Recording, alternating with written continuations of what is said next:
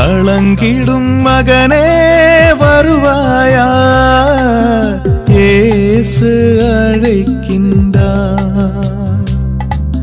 கண்ணீர் துடைப்பார், மார்போடு சேர்ப்பார், மாறாது அன்பு நம் இயேசு.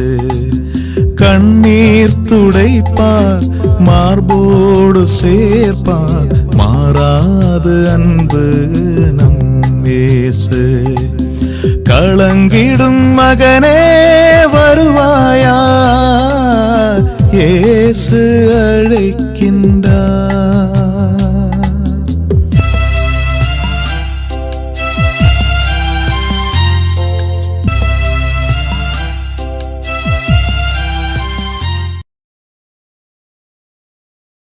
இயேசு கிறிஸ்துக்குள் பிரியமானவர்களே, ஆண்டவராய் இயேசு கிறிஸ்துவின் பரிசுத்தமுள்ள திருப்பெயரிலே நல்வாழ்த்துக்கள்.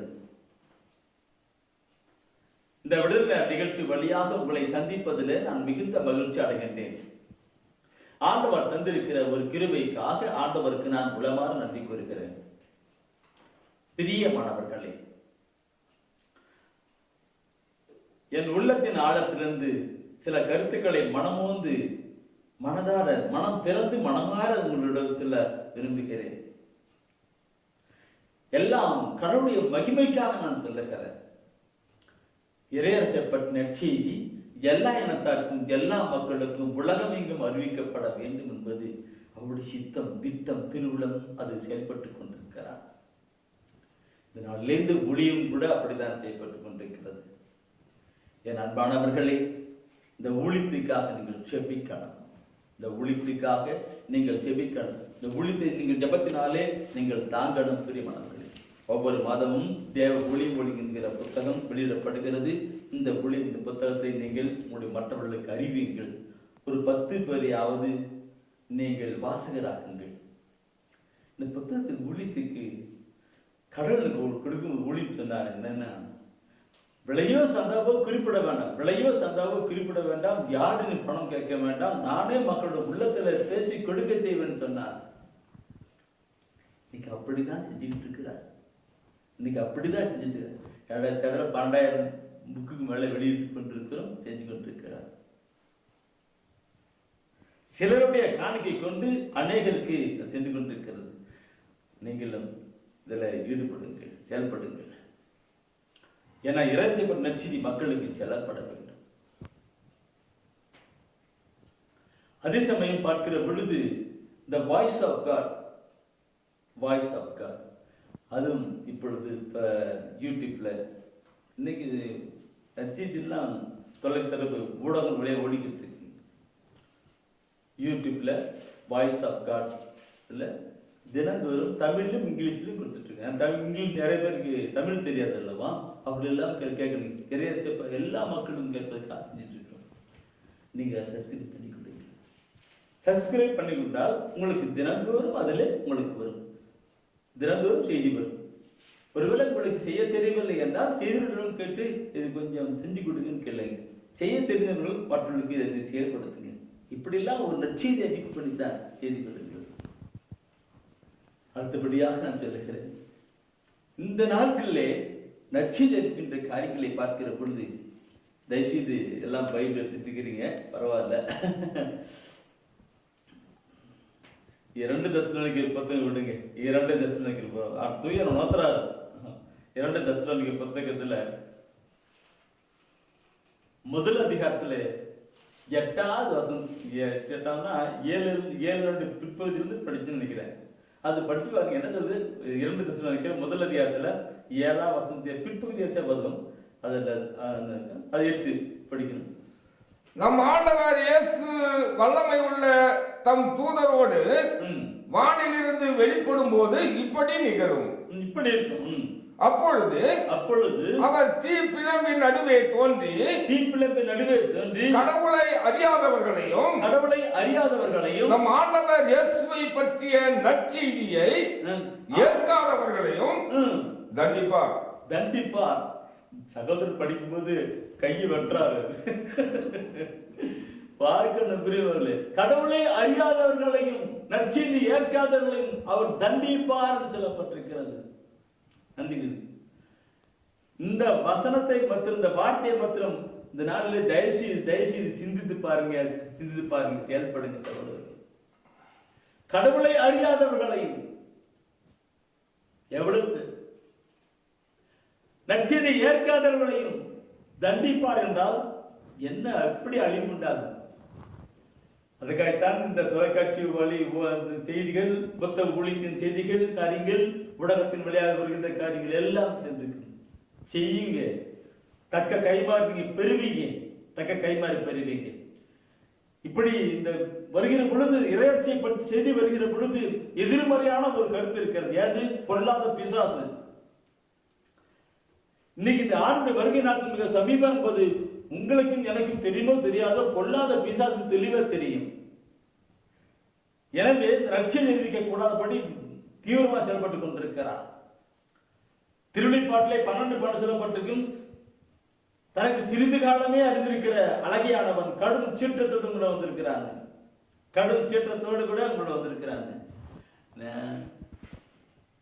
ஜெபிக்க முடியாது, ஜெபிக்க கூடாது, பைபிள் வாசிக்க கூடாது இல்லைங்களா?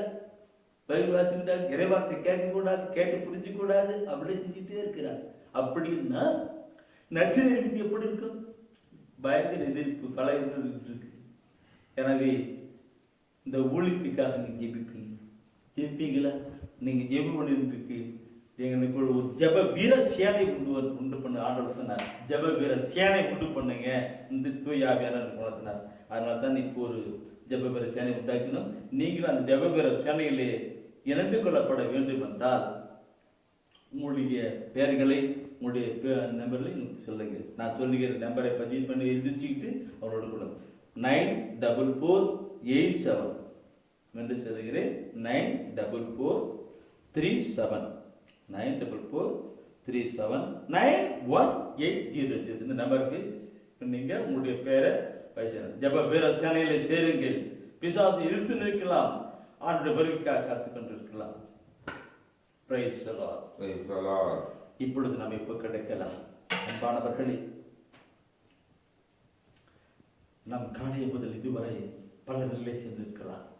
சரீரத்தை இப்ப கிடைக்கல, ஆவியான கடவுளுடைய காரியங்கள் வார்த்தையின் அன்பின் ஆண்டவரே, இந்த மாலை வேளையிலே உம்முடைய பாதப்படியிலே அமர்ந்திருக்கிறோம்.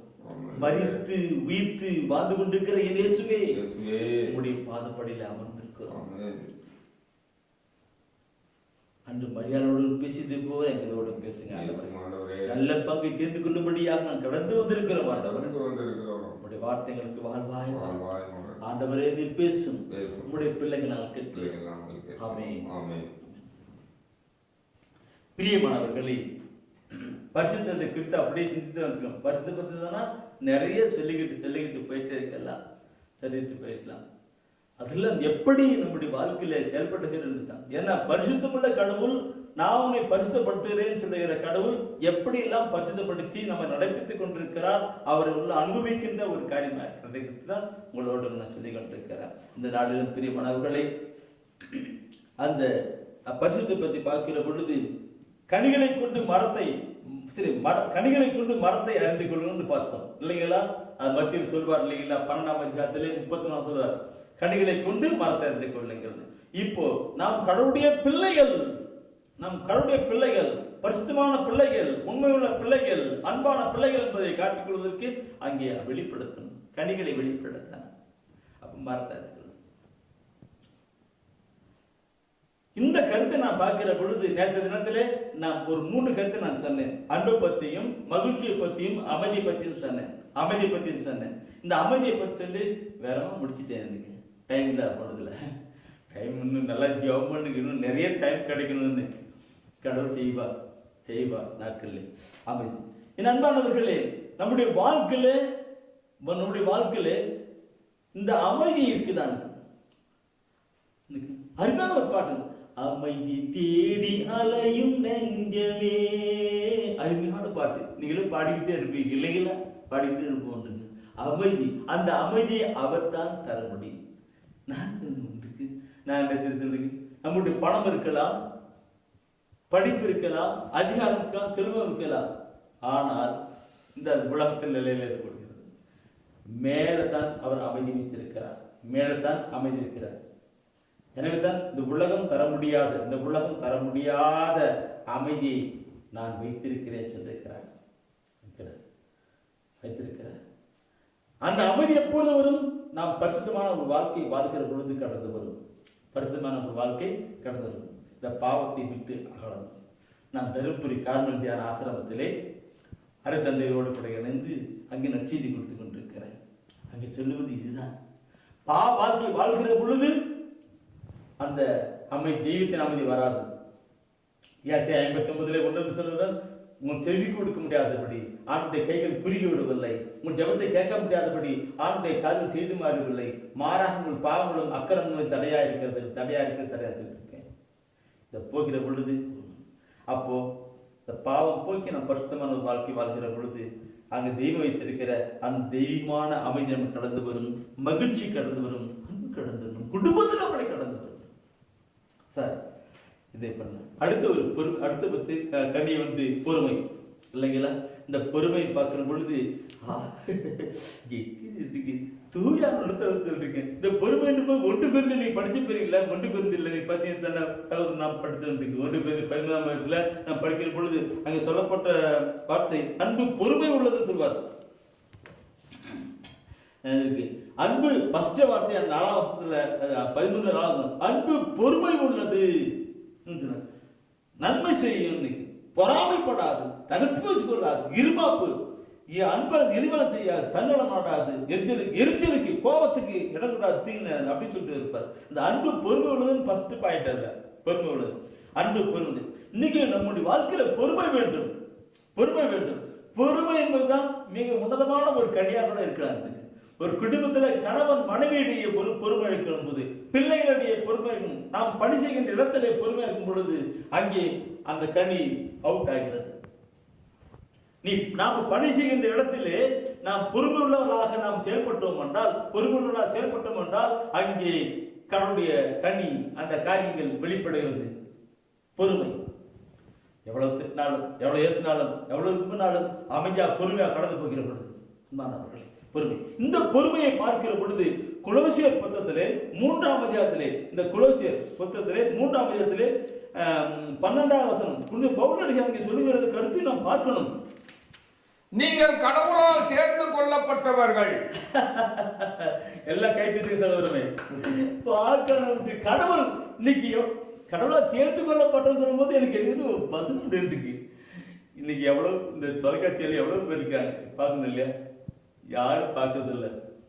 அவங்க மற்ற டிவி அந்த டிவி தான் பார்த்துருக்கிறாங்க. சில பேர் சொல்லுவாங்க டிவி என்று வரதில்லை.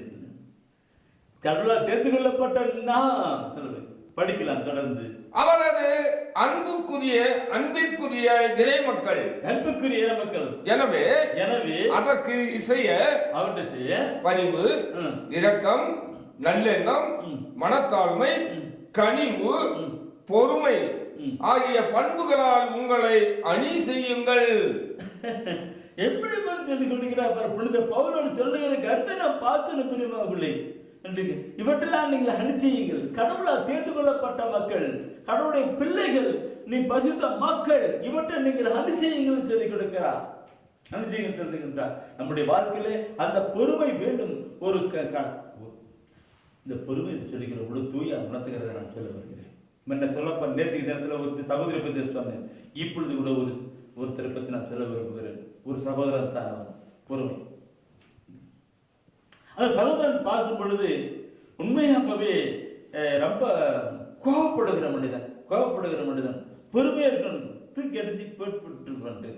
ஏன்னாக்க அவர் இருக்கிற ஸ்டாண்டர்ட் அந்த மாதிரி இடம், நல்ல படித்த ஒரு மனிதன், அதே நல்ல அதிகாரம் உள்ள ஒரு மனிதன், அந்தஸ்தில் வாழ்கிறவன், நல்ல எல்லாமே இருக்கிற ஒரு மனிதன். எனவே அவருக்கு பொறுமை கிடையாது. இதெல்லாம் ஒரு ஆபீஸ்ல வேலை செய்யும் போது கோபம் தூக்கி விசிறி போட்டுருவோம். அப்படிப்பட்ட ஒரு மனிதன். அங்க இருக்கிற எல்லாருக்கும் அவன் மேல பயம் என்பது வேறு, அதே நல்ல வெறுப்பு என்பது அடுத்தது. இதனால ஏதோ ஒன்று இந்த சகோதரன் தருமபுரி கார்மல் தியான ஆசிரமத்துக்கு தியானத்துல வந்தான். தியானத்துல அங்க இறைவசன வார்த்தையெல்லாம் கேட்டான். இறைவசன வார்த்தையெல்லாம் கேட்டு அந்த மனுக்குள்ள பெரிய ஒரு நிலை உண்டானது. ஒரு முறை அந்த சகோதரர் வந்து ஆன்ம ஆலோசனைக்காக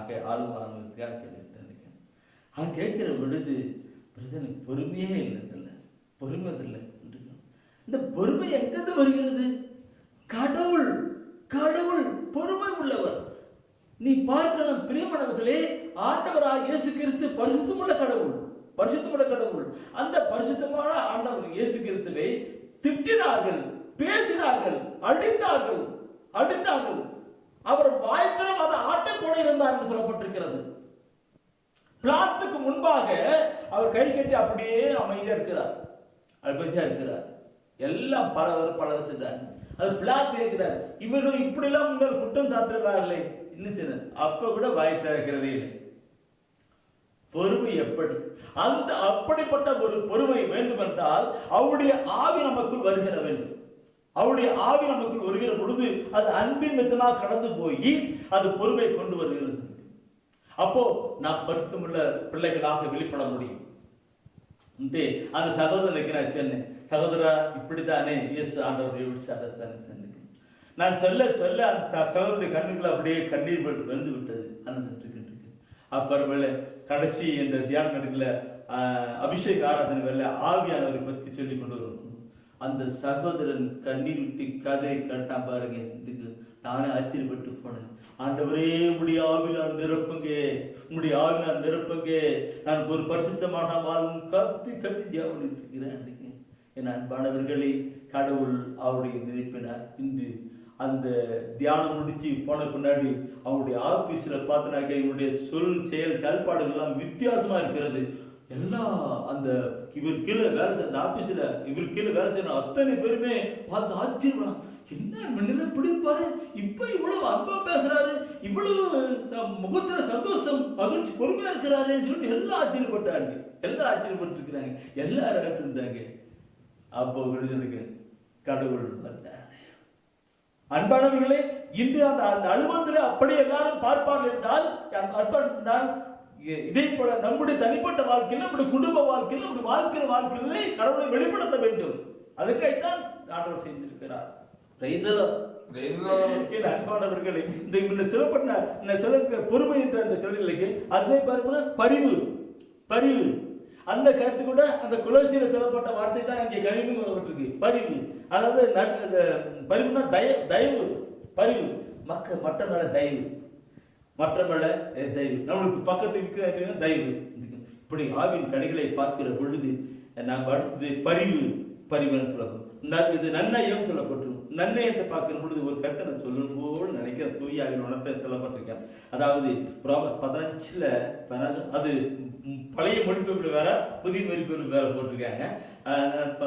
குறிச்சுக்கிடுங்க, படிக்க வேண்டாம்.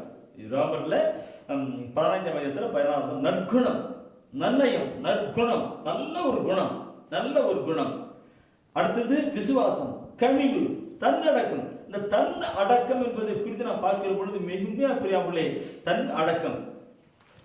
இன்னைக்கு இந்த பைபிள் சொல்லப்பட்ட வார்த்தை நான் சொல்லிட்டு இருக்கிறேன். தன் அடக்கம். இன்னைக்கு ஒவ்வொருக்கு தன்னடக்கம் இருக்கலாம். தன்னடக்கம் இருந்தா அவருடைய வாழ்க்கையில பாவம் இருக்க முடியாது. தன் அடக்கம். இதை குறித்து நம்ம பைபிள் சொல்லுது, பாவத்துடைய காரியம் எங்க வருகிறது? யாக்கோப்ல முதல் அதிகாரத்துல 15ஆம் சொல்லப்பட்டிருக்கும். யாக்கோப்ல முதல் அதிகாரத்துல 15ஆம் சொல்லப்பட்டிருக்கும். அது என்ன சொல்லப்பட்டிருக்கு? யாக்கோப்பு முதல் அதிகாரத்துல 15ஆம் சொல்லப்பட்டிருக்கிறது. தீய நாட்டம் கருக்கொண்டு பாவத்தை பெற்றெடுக்கிறது. மீண்டும் பண்ணி நல்லபடியா. தீய நாட்டம் கருக்கொண்டு பாவத்தை பெற்றெடுக்கிறது. பாவம் முழு வளர்ச்சி அடைந்து சாவை விளைவிக்கிறது. இல்லைங்களா? பாவத்தின் காரியமே அந்த தீய நாட்டம் தான். இந்த தீய நாட்டம் என்பது பழைய மொழிபெயர்ப்புல இச்சை கருவுட்டு பாவத்தை பெற்று, இச்சை கருவுட்டு பாவத்தை பெற்று பழைய இருக்கும். தீய நாட்டம் இச்சை. இந்த கருத்தனுக்கும் நாம பார்க்கும் பொழுது ஒரு தன் அடக்கம், தன் அடக்கம் இங்கே கலந்துக்கிறார். தன் அடக்கம் இன்னைக்கு நம்முடைய மக்கள் பத்தியில பேசுகிறாங்க. ஏண்டா உனக்கு தன் அடக்கமே கிடையாதாடா? தன் அடக்கமே கிடையாது. தன்னை அடக்கணும், கண்ட்ரோல் பண்ணணும். தன் அடக்கம், இந்த தன் அடக்கம், தன் அடக்கம், தன்னை அடக்கணும். தன் அடக்கம் எப்படி பண்ணுவோம்? தன் அடக்கம் இல்லையா என்றால் அவன் பாவம் செய்திருக்கிறான். இந்த தன் அடக்கம், இந்த கண்ட்ரோல், தன்னை தானே கண்ட்ரோல் பண்ணுகிற ஒரு நிலை எங்கே வருகிறது என்றால் அது கடவுளுடைய ஆவியாக வருகிறது. அன்பானவர்களை பார்க்கணும். நான் பரிசுத்தப்படுத்துகிற கடவுள் என்று பார்க்கணும். பரிசுத்தப்படுத்துகிற கடவுள் பார்க்கிற பொழுது நான் கொண்டு வருகிறேன். ஏசியா புத்தகத்துல 11ஆம் அதிகாரத்துல நீங்க பார்க்கும்பொழுது பார்த்தா நிறைய சொல்லப்பட்டிருக்கும். தீர்த்துல கூட சொல்லிருக்கிறாரு. ஆனால் கூட இந்த இது கண் கொண்டு பாருங்க. தீர்த்துல 2:12 சொல்லிப்பாரு. தீர்த்துல 2:12 சொல்லிப்பாரு. அதை விடுங்க. ஏசியா விடுங்க. ஏசியாவத்துல அதுல ஏசியாவில் 11:2 படிங்க. அதை கடைசி வேடு படிச்சுவாங்க போகலாம். ஆண்டவரின் ஆவி அவர் மேல் தங்கி இருக்கும். ஞானம், மெய் உணர்வு, அறிவுரைத்தல், ஆற்றல், நுண்மதி, ஆண்டவரை பற்றிய அச்ச உணர்வு, இவற்றை அந்த ஆவி அவருக்கு அருளும். ஆண்டவரை பற்றிய அச்ச உணர்வு அந்த ஆவி அவர்களுக்கு அருளும். கடவுளுடைய ஆவி அவர்களுக்கு அருளும். கடவுளுடைய ஆவியே கடவுளுக்கு பயப்படுகிற ஒரு பயத்தை கொண்டு வருகிறது. அது பழைய குறிப்பில் தன் அடக்கம் என்று சொல்லப்பட்டிருக்கும். தன் அடக்கம் சொல்லப்பட்டிருக்கும். இப்படியாக பிரியமானவர்களே, கடவுளுடைய ஆவியானவர் நமக்குள் வந்து நம்மளே செயல்படுத்திக் கொண்டு இருக்கிறார். இவற்றெல்லாம் பார்க்கிற பொழுது அன்பின் பிரமாணம், இந்த அன்பின் காரியங்கள் வருகிற பொழுது பரிசுத்தமான ஒரு வாழ்க்கை, பரிசுத்தமான ஒரு வாழ்க்கை வாழ்கிற பொழுது கடவுளுடைய பிள்ளைகளாக இருப்போம். கடவுளுடைய பிள்ளைகளாக இருக்கிற பொழுது கடவுள் நம்முடைய ஜெபங்களை கேட்பார், நம்மை ஆசீர்வதிப்பார். பரிசுத்தமுள்ள தேவனே, பரிசுத்தப்படுத்துகின்ற தேவனே, நான் பரிசுத்தராய் இருப்பது போல நீங்களும் பரிசுத்தராய் இருங்கள் என்றவரே, உம்முடைய பரிசுத்த ரத்னால் பாவத்தெல்லாம் கழுவி உம்முடைய பரிசுத்த வார்த்தைகளை என் இதயத்தில் வைத்து உம்முடைய பரிசுத்த ஆவினாலே என்னை வழிநடத்தணுமே. பரிசுத்தர் பரிசுத்தர் பரிசுத்தர், தந்தை பரிசுத்தர், இயேசு பரிசுத்தர், ஆவி பரிசுத்தர், பரிசுத்தர் பரிசுத்த பரிசுத்தர். இந்த ஜெபமானது இறைவசன வார்த்தைகளை அடிப்படையாய் கொண்டதாய் இருக்கின்றது. இறைவசன வார்த்தைகளை அடிப்படையாய் கொண்டதாக இருக்கும். பார்க்கணும் பிரியமாக்குள்ளே, ஆண்டவர் சொல்லுது ஆவியிலும் உண்மையிலும் சொல்லுகிற கருத்து பார்க்கும்போது உண்மை இறைவசன வார்த்தை அதனுடைய எரிச்சியும். எனவே இந்த ஜெபம் இறை வார்த்தைகளோடு கூட இணைந்தா இருக்கும். வார்த்தையான கடவுள், தந்தையாம் கடவுள் நம்மை பரிசுத்தப்படுத்துகிறார். இந்த முதல் நிலை, தந்தையாம் கடவுள், வார்த்தையான கடவுள் நம்மை பரிசுத்தப்படுத்துகிறார். அடுத்தது ஆண்டவராய் இயேசு கிறிஸ்து தன்னுடைய இரத்தத்தை சிந்தி பரிசுத்தப்படுத்துகிறார். மூன்றாவது தூய ஆவியானவர் தாமே நம்மை பரிசுத்தலை வழி நடத்துகின்றார். தந்தையாம் கடவுள் வார்த்தை பரிசுத்தப்படுத்துகிறது. அடுத்தது இயேசு கிறிஸ்துவினுடைய ரத்தம் நம்ம பரிசுத்தப்படுத்துகிறது. தூய ஆவியானவரை பரிசுத்தத்தில் பரிசுத்தப்படுத்தி நடத்துகிறார். இந்த மூன்று கருத்துக்களையும் நான் தனித்தனி விதமாக தொலைக்காட்சியிலே செய்தி கொடுத்திருக்கிறேன். முதல் பாவினுடைய நிலை என்ற செய்தியும் கொடுத்திருக்கிறேன். வார்த்தையிலே பரிசுத்தம், இயேசுவிலே பரிசுத்தம், தூய ஆவிலே பரிசுத்தம் என்கிற தலைப்பிலே 3 நிலை செய்தி கொடுத்திருக்கிறேன். நீங்கள் வேண்டுமென்றால் நீங்கள் இதில் உங்களுடைய எல்லாம் வாட்ஸ்அப் இருக்கு இல்லைங்களா, யூடியூப்பில் பிரதர் செல்வநாதன் போட்டு பாருங்கள். மாதா டிவியில் கொடுத்திருக்கிற செய்தி எல்லாம் அதில் கொடுத்திருக்கிறேன். யூடியூப்பில் மாதா டிவியில் கொடுத்துட்டு செய்தியிலெல்லாம் கொடுத்துருக்கிறேன். பிற செல்வன் போட்டாக்க வார்த்தையிலே பரிசுத்தம், இயேசுவிலே பரிசுத்தம், தூயாவிலே பரிசுத்தம் என்பதை நீ பார்க்க முடியும். சரி, இப்பொழுது பிரியமானவர்களே, இந்த ஜபத்தினுடைய கருத்தை நான் மொத்தம் இப்பொழுது உங்களோடு கூட பகிர்ந்து கொள்ள விரும்புகிறேன்.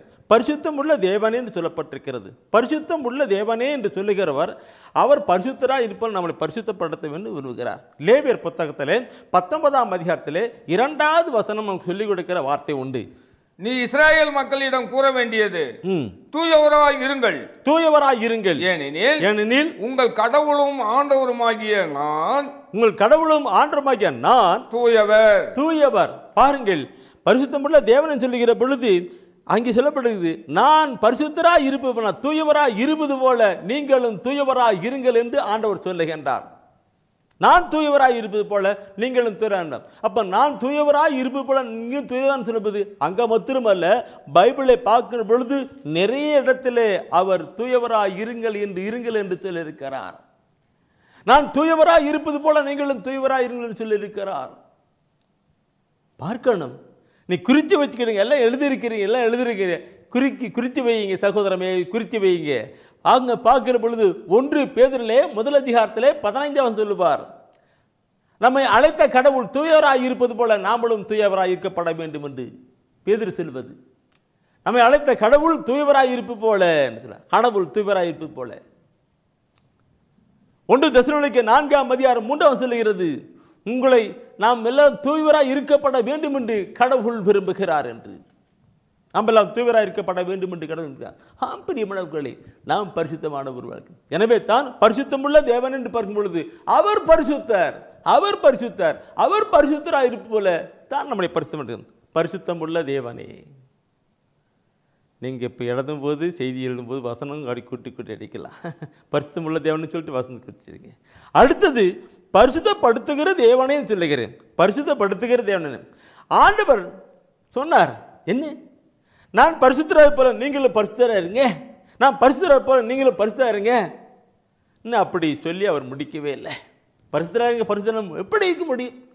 அவரே நம்மை பரிசுத்தப்படுத்துகிற கடவுளாக இருக்கிறார்.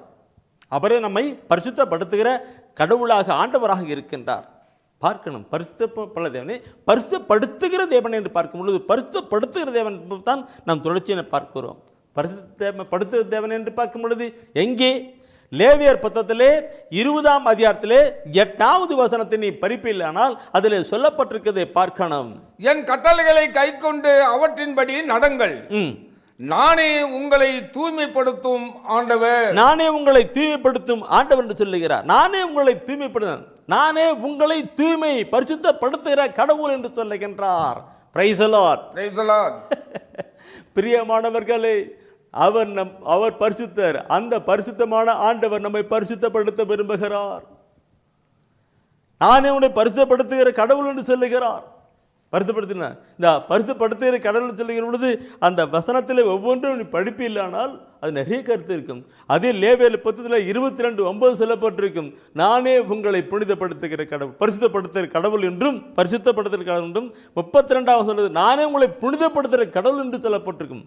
அவரே நம்மை பரிசுத்தப்படுத்துகிற கடவுள், அவரே நம்மை புனிதப்படுத்துகிற கடவுள், புனிதப்படுத்துகிற. அப்படியாக ஆண்டவர் நம்மை பரிசுத்தப்படுத்துகிற கடவுளாக இருக்கிறார். முதல் பரிசுத்தமுள்ள தேவன், அடுத்து பரிசுத்தப்படுத்துகிற தேவன். சரி, இந்த பரிசுத்தப்படுத்துகிற தேவன் எப்படி பரிசுத்தப்படுத்துகின்ற நிலையில் பார்க்கும் பொழுது, என் அன்பானவர்களே, நான் முதலில் கொண்டு வந்து ஆண்டவர் இயேசு கிறிஸ்துவை கொண்டு வருகிறேன். ஏனென்றால் மனிதனுடைய வாழ்விலே கழுவப்படுகிற பொழுதுதான் அடுத்த ஒரு கருத்து கிடைக்கும். எனவே தான் ஆண்டவர் இயேசு கிறிஸ்துவை கொண்டு வருகிறேன். ஆண்டவராக இயேசு கிறிஸ்து விண்ணகம் விட்டு மன்னகம் வந்தார். தந்தையாம் கடவுளால் அனுப்பப்பட்டு இந்த உலகத்துக்கு வந்தார். அவரே நமக்காக பாடுகள் பட்டார், ரத்தம் சிந்தினார், தன் ஜீவனையை கொடுத்தார். ஆம் பிரியமானவர்களே, நம் பைபிளை நாம் படிக்கும் பொழுது எத்தனை அருமையான நிலைகள் இருக்கிறது. நம்முடைய வாழ்க்கை பார்க்கணும். ஆண்டவராக இயேசு கிறிஸ்து அடிக்கப்பட்டது, கிழிக்கப்பட்டது, காயப்பட்டது எதற்காக? நான் செஞ்ச நேரத்தை திணிக்கிற பொழுது நான் நினைச்சு பார்ப்பேன், அவர் தூக்கு போட்டு சாவடிக்கலாம்ல, அவர் அப்படி தூக்கு போட்டு சாவடிச்சிருக்கலாம்ல, அடிக்கலாம்ல. ஆனால் இல்லை, அடிக்கிறார்கள், கிழிக்கிறார்கள், ஏறு உழுது போல உழுகிறார்கள். ஏன்? உடம்பில் இருந்து ரத்தம் வெளியே வரணும், ரத்தம் வரணும். அந்த ரத்தத்தின் மகிமைத்தான். நான் இதை கூட ரத்தத்தின் மகிமை என்று, ரத்தத்தினுடைய மகிமை என்று ஒரு தலைப்பில் செய்தி கொடுத்திருக்கிறேன். பாருங்க, யாரு பார்க்கிறாங்க? எல்லாம் அந்த சினிமா படத்தையும் இந்த சினிமா படத்தையும் அந்த சீரியல் இந்த சீரியல் தான் பார்க்குறேன். மக்கள் குண்டுகள்ல பார்க்கிறவர்கள் பாருங்கள், சொல்ல வேண்டியது பார்க்கணும். பிரியமானவர்களே, அந்த ரத்தத்தினுடைய மகிமையில் பார்க்கிற பொழுது அவர் அதுக்காகத்தான் கிழிக்கப்பட்டார், காயப்பட்டார். அடுத்து மூணாவது, உம்முடைய பரிசுத்த ரத்தத்தால் என் பாவங்களை எல்லாம் கழுவி. உங்கள் ரத்தத்தினால் பாவத்தெல்லாம் கழுவி என்று சொன்னார். உங்கள் ரத்தத்தினால் பாவத்தெல்லாம் கழுவி என்ற ஜெபம் இருக்குது. அது என்றைக்கு? 1 யோவானிலே நான் முதல் அதிகாரத்திலே 7வது வசனத்தினை படிப்பில்லை என்றால் அதில் சொல்லப்பட்டு 1 யோவான் முதல் அதிகாரம் 7வது வசனத்தில் நாம் பார்க்கிற பொழுது அது சொல்லப்பட்டிருக்கும். அவர் மகனாகிய இயேசுவின் ரத்தம், அவருடைய மகனாகிய பிதாவாகிய கடவுளுடைய மகனாகிய இயேசுவின் ரத்தம் எல்லா பாவத்தினின்றும் நம்மை தூய்மைப்படுத்தும், எல்லா பாவத்தினின்றும் நம்மை தூய்மைப்படுத்தும். அந்த காலத்தில் பழைய ஏற்பாட்டு காலத்தில் ஆடு அடித்து மிருகத்தை அடித்து அதை ரத்தத்தை கொண்டு பலி செலுத்திட்டு இருந்தாங்க. அதெல்லாம் இல்லை, அதெல்லாம் பாவம் போக்குறது கிடையாது சொல்லித்தான் இயேசு கிறிஸ்துவினுடைய பரிசுத்த ரத்தம் கடந்து வந்து நம்முடைய பாவங்களை கழுவுகிறதாண்டா. பாவங்களை கழுவு. அன்பானவர்களே, இயேசு கிறிஸ்துவின் ரத்தத்தை நாம் கழுவும் பொழுது அப்படி தலைமையில ஊற்றி அப்படியே கழுவுறதாக கணக்கணும். அப்படியே கழுவி கொண்டு வருதாம். இப்படி கழுவி கொண்டு வருகிறது. உண்மையாகவே ஒரு மீட்பின் தன்மையிலே வருகிறது. கழுவி இப்போ கண்களில் செய்திருக்கிற பாவத்தெல்லாம் கழுவி, காதின் வழியாக செய்திருக்கிற பாவத்தெல்லாம் கழுவி, நாவின் வழியாக செய்திருக்கிற பாவத்தெல்லாம் கழுவி, அப்படியே கழுவுக்க அப்படியே தண்ணி ஊற்றினா அப்படி கழுவுவதில்லை. அதே மாதிரி ரத்தத்தை ஊற்றி கழுவி நம்மை பரிசுத்தப்படுத்துவது தான் ஆண்டவர். எல்லா பாவங்களையும் கழுவி நம்மை தூய்மைப்படுத்தான் ஆண்டவர் இயேசு கிறிஸ்து ரத்தம் சிந்தினார். சிலுவை அடி நிற்கிற பொழுது அவருடைய ரத்தம் சொட்டாக ஊற்றி எல்லா பாவத்தையும் நம் கழுவுதாய் கொண்டு வரணும். அப்போ நாம் பரிசுத்தமான நிலையில் கடந்து போகிற நிலை. எனவே தாங்க சொல்லப்பட்டிருக்கிறது. இந்த பாவத்தை ஏற்று கடந்து வரணும். சும்மா பாவத்தை ஏற்றுக்கணும். நான் முதலாக நான் பாவரிக்கை பண்ணுகிற பொழுது மணிக்கணக்கு அனுச்சு. அங்கே குருவானவர்கள் அங்கே குருவானவர்கள் உட்காந்துருக்கேன்னு நான் பார்க்குறதில்ல. நான் கண்களை மூடி சிலுவையில் தூங்கிற இயேசுவை நோக்கி பார்த்து அப்படியே நான் சொல்லிக்கிட்டே இருந்தேன். அப்போ நான் ஒரு பாவத்தை சொல்ல ஒரு பொட்டுன்னு ஒரு அர்த்தம், ஒரு பாவத்தை சொல்ல அப்படி சொட்டேன். இப்படி சொட்டு அப்படி கழிவானது. என் அன்புக்குள்ள என்னோடு கூட இருக்கிற நண்பர் அமிர்தம் பார்க்க நான் அவரு ஒரு நிலையில் பாவமான வாழ்க்கையில் வாழ்ந்து கொண்டிருந்தார். ஒரு ஜெப வழிபாட்டில் கலந்து கொண்டார். அவர் முதல் முறையாக ஜெபித்த ஒரு கருத்தை நான் பார்க்கிற பொழுது அங்கே இருக்கிற எல்லா மக்களுமே ஆச்சரியப்பட்டு போனார்கள். கண்ணீரோட கத்தி ஜெபம் பண்ணார். பாவம் பண்ணிட்டு, ஆண்டவரே நான் பாவி, என்னை மண்ணி ரத்னால் கழுவுன்னு கத்திட்டு இருந்தார். அப்படி அவருடைய தன் பாவத்தை ஏற்று மனம் வருந்தி அறிக்கையிடுகிற பொழுது இயேசுவின் ரத்தம் நம்முடைய பாவத்தை எல்லாம் கழுவி நம்மை தூய்மைப்படுத்துகிறதா இருக்கிறது. Praise the Lord. பார்க்கணும் பிரியமானவர்களே, தூய்மைப்படுத்துகிறது. முதலாவது பரிசுத்தமுள்ள தேவனே, பரிசுத்தப்படுத்துகிற தேவனே, நான் பரிசுத்தராய் இருப்பது போல நீங்களும் பரிசுத்தராய் இருங்கள் என்று சொன்னவர். நான் பரிசுத்தராய் இருப்பது போல நீங்கள் பரிசுத்தராய் என்று சொன்ன ஒரு வார்த்தையை நான் கொண்டு வரல. ஒன்று வந்துட்டு இருக்கேன், வேகமாக போயிட்டு எனக்கு பார்க்கணும். லேவியரில் சொன்ன இப்போ நான் பரிசுத்தராக இருப்பது போல நீங்களும் பரிசுத்தராக. லேவியரில் தயவுசெய்து லேவியரில் 11ஆம் அதிகாரம் 45வது வசனம் அப்படின்னு நினைக்கிறேன். 11:45 நான் பரிசுத்தராய் இருப்பது நீங்களும் பரிசுத்தராக, நீங்கள் தூயவராய் இருங்கள், ஏனெனில் நான் தூயவர், நீங்கள் தூயராய் இருங்கள். நான் பரிசுத்தராய் போல நீங்களும் தூயராய் இருங்கள் என்றவரே அந்த 3வது லைன் ஜெபம். பரிசுத்தமுள்ள தேவனே, பரிசுத்தப்படுத்தவனே, நான் தூயராய் இருப்பது போல நீங்களும் தூயராயின்னு சொன்னவரேன்னு சொல்லிட்டு அதான் அடுத்த உங்களுடைய பரிசுத்த ரத்னால் என் பாவத்தை எல்லாம் கழுவி சொன்னேன். என் அன்பானவர்களை பார்க்கணும். ரத்தனால் கழுவி. 3வது அடுத்து நாம் பார்க்கிற பொழுது இதயத்திலே வார்த்தை இருக்கப்பட வேண்டும். இதயத்திலே வார்த்தை இருக்குமானால் நம்முடைய வாழ்க்கை பரிசுத்தமான ஒரு வாழ்க்கையாக இருக்க முடியும். இதை நான் சொல்லவல்ல, வாழ்க்கையிலே அனுபவித்த ஒரு மனிதர் சொல்லுகிறார். நான் சொல்லுகிறேன், நீங்கள் சொல்லலாம். வாழ்க்கையில் அனுபவித்த ஒருவர் தெய்வீக திருவிழியத்திலே சொல்லிக் கொடுக்கிறார். யார்? திருப்பாடல் ஆசிரியர் தான். திருப்பாடல் 119 திருப்பாடல் ஆசிரியர் 119 11வது வசனத்திலே அவர் சொல்லுகின்றார். பாருங்கள், உமக்கெதிராக நான் பாவம் செய்யாதவாறு உமது வாக்கை என் இதயத்தில் இருத்தியுள்ளேன். எமது வாக்கை என் இதயத்தில் இருத்தி உள்ளேன் சொல்றார். வாக்கை இதயத்தில் இருத்தி உள்ளேன்னு சொல்றார்.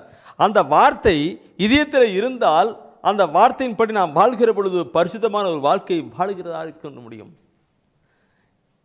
நான் சொல்லணும், சொல்லியே தீரணும். என்ன? நாம் பரிசுத்தமான ஒரு வாழ்க்கை வாழக்கூடாது, ஒரு மீட்பின் பாதையிலே கடந்து போகக்கூடாதுன்னு பொல்லாத பிசாசு இந்த வார்த்தையெல்லாம் எடுத்துகிட்டு போயிட்டே இருப்பானா, எடுத்துகிட்டு போயிடுமா. இன்றைக்கி நிறைய ஜபலிவாட்டுக்கு போவார்கள், பைபிளே படிப்பார்கள், ஆனால் கூட அந்த வார்த்தை உள்ளத்தில் இழுத்து மீட்பு பெறாதவாறு பரிசுத்தவாறு கடந்து போகாத பிசாசு வந்து வார்த்தணும். ஏன்னா எல்லாம் சொல்கிறதெல்லாம் இறைவசன வார்த்தை அடிப்படை தான். லூக்கா நட்சத்திரத்தில் 8ஆம் அதிகாரத்தில் 12ஆம் வசனம் சொல்லப்பட்டிருக்கு. யார் படிக்க வேண்டாம், குறிச்சிக்கிடுங்க. எடுத்துக்கிட்டீங்களா? லூக்கா 8:12 குறிச்சிக்க. அது சொல்லப்பட்டிருக்கிறது. என்ன சொல்லப்பட்டிருக்கு?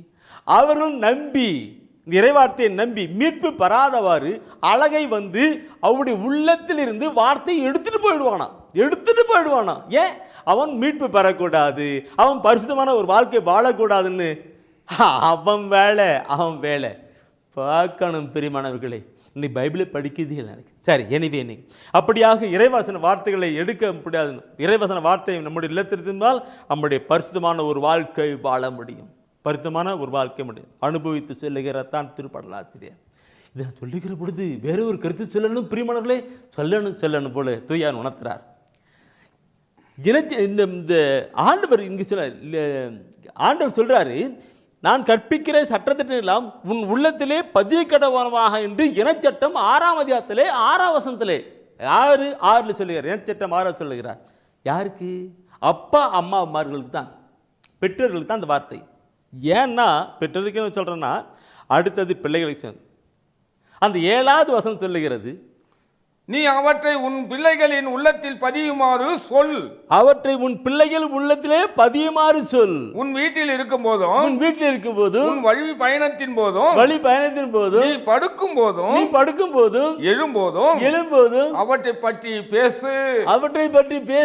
அப்படி பற்றி பேசினா அந்த பிள்ளைங்க பரிசுத்தமான ஒரு வாழ்க்கை வாழுவாங்க. இல்லைங்களா சகோதரமே? வசனத்தை வந்து பாருங்க. இன்னைக்கு நிறைய பேர் பிள்ளைகளுக்கு அந்த அப்பா அம்மாவரே பைபிள் படிக்கல, இறைவார்த்தை எடுக்கல, அப்போ எப்போ சொல்லி கொடுக்கறது? இன்னைக்கு பார்த்தினாக்க பிள்ளைகளை அப்பா அம்மா சொல்லுவாங்க, பிரதர் எங்கள் பையன் பயங்கரமான தண்ணி அடிக்கிறான் பிரதர். அடிப்பான், தண்ணி அடிக்கிறான் பிரதர் எங்கள் பிள்ளை ஒரு பையனை கூட்டி ஓடி போயிட்டா. ஓடுவா.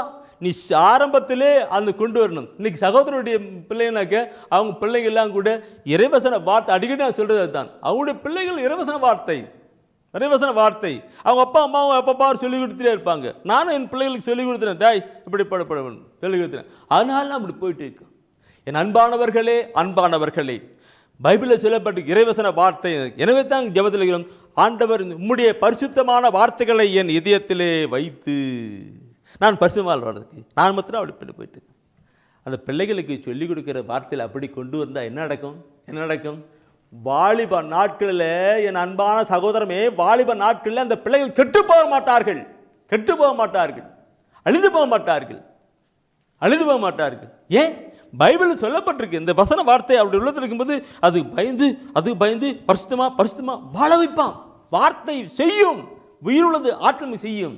திருப்பாடல் 119 9ஆம் வசனம் சொல்லுதில்ல, இளைஞர்கள் பரிசுத்தமாய் வாழ்வது எப்படி, தூய வாழ்க்கை வாழ்வது எப்படி, இப்படி வார்த்தையை கடைப்பிடிப்பதால் சொல்லப்பட்டிருக்கும். என் அன்பானவர்களை பார்க்கணும்.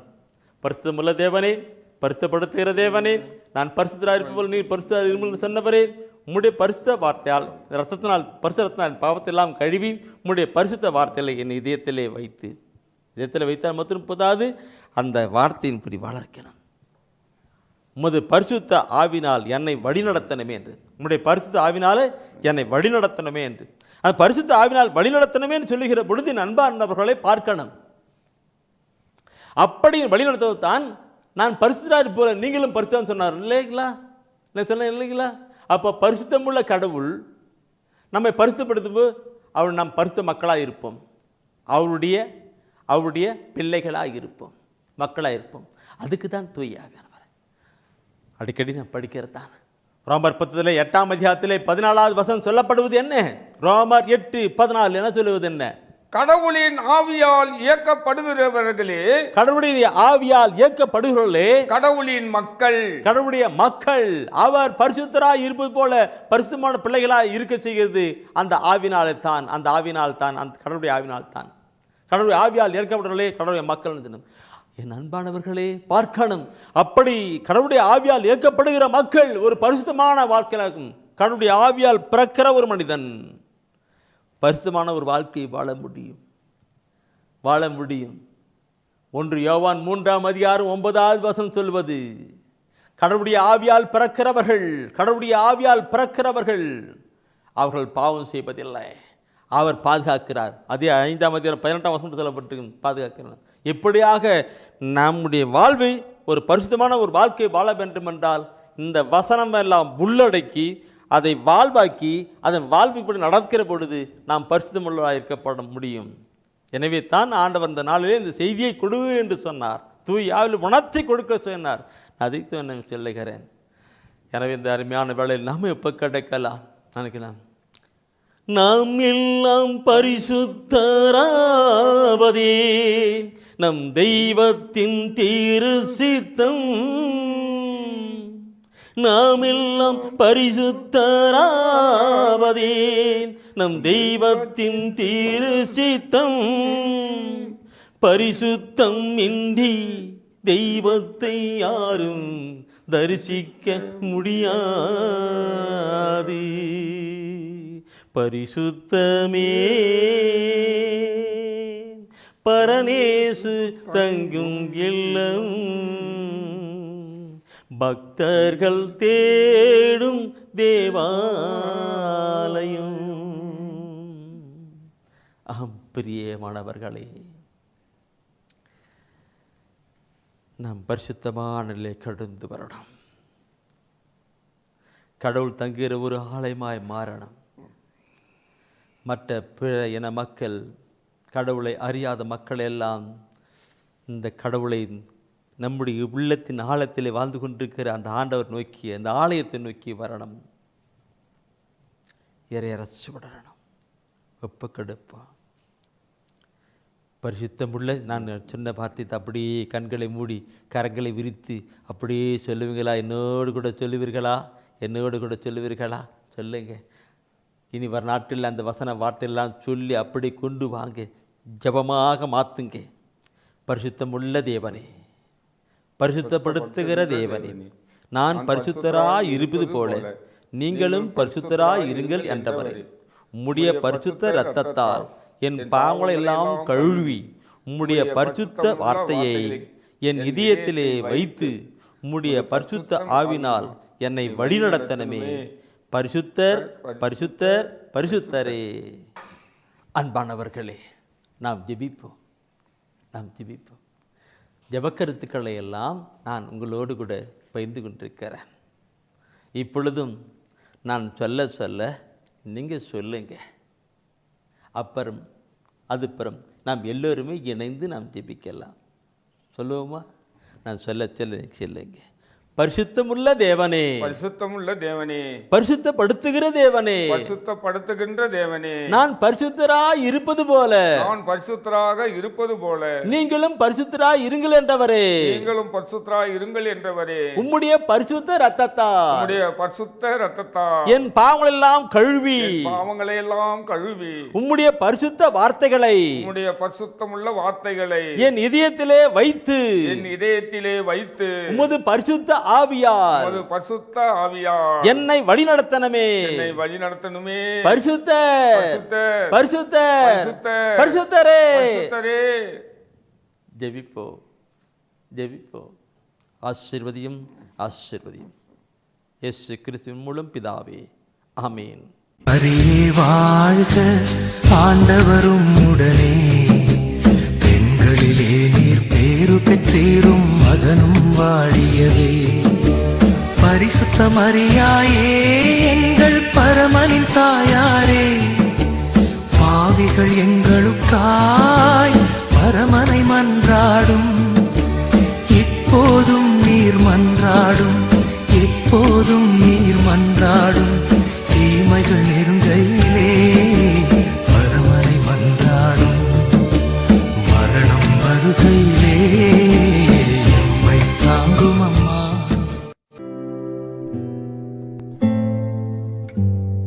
தெய்வ ஒளியும் என்ற மாத இதழ்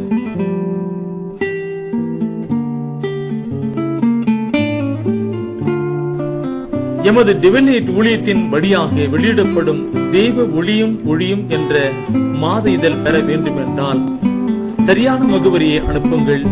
புத்தகங்கள் அனுப்பி வைக்கின்றோம். எங்கள் ஊழியங்களுக்காக ஜீவியுங்கள். ஆண்டவர் உணர்த்துகின்ற காணிக்கையால் தாங்க.